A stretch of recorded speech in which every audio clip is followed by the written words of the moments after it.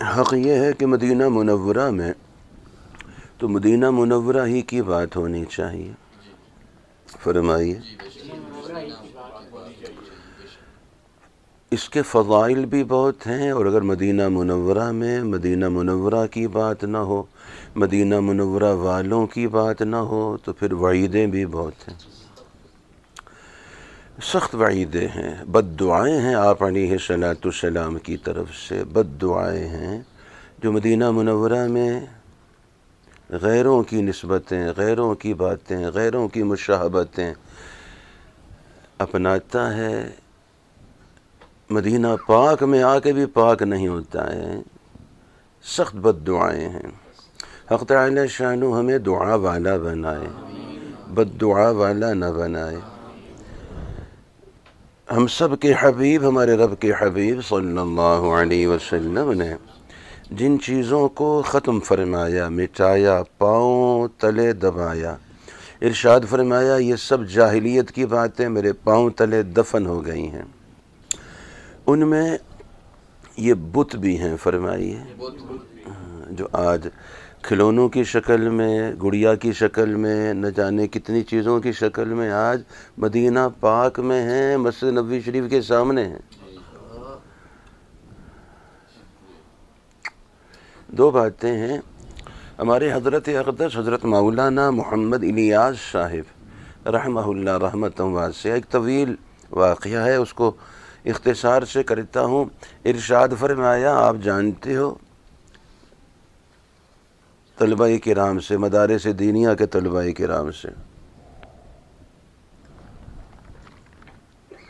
آپ جانتے ہو کون ہو؟ پھر خود ہی فرمایا آپ اللہ جل شانہ کے مہمان ہیں، ان کے نبی علیہ السلام کے مہمان ہیں.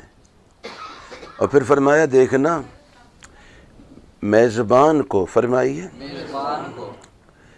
جتنا دکھ مہمان کے دکھ دینے سے ہوتا ہے کسی اور سے نہیں ہوتا.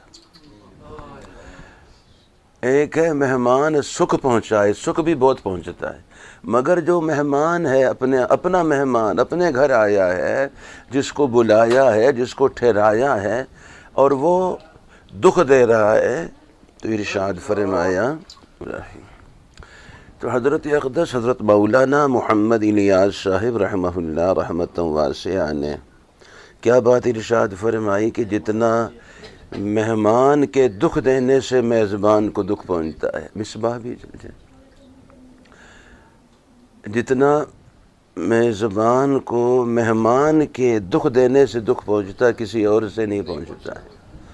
تو ارشاد فرمایا حضرت مولانا محمد الیاس صاحب رحمہ اللہ نے، جن کا میں نے ذکر کیا، ان سے فرمایا کہ آپ اللہ اور اللہ کے نبی علیہ السلام کے مہمان ہو. یاد رکھنا، آپ اگر اللہ جل شانہ کو خفا کرو گے، ان کے نبی علیہ السلام کو ناراض کرو گے، اللہ تعالیٰ کے حکموں کو آپ توڑو گے، اللہ کے نبی علیہ السلام کی نسبتوں کو آپ چھوڑو گے، تو آپ حق تعالی شانہ کو اور ان کے نبی علیہ السلام کو دکھ دینے والے مہمان بنو گے.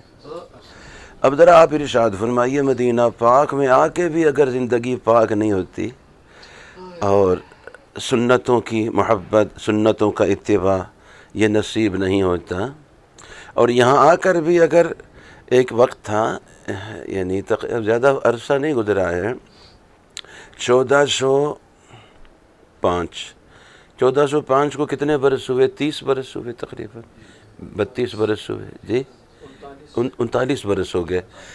اس وقت جو پاکستان سے ساتھی یہاں آئے، مہندس تھے، اقامے پر آئے اپنے کام کے لیے، اس وقت انہوں نے سنایا، کہنے لگے کہ میں تو چونکہ تبلیغ میں ابھی کوئی مناسبت نہیں تھی، دین سے مناسبت نہیں تھی، تعلق نہیں تھا، عام غفلت کی زندگی لے کر یہاں آیا تھا اپنے اس کے لیے ملازمت کے لیے اقامے پر.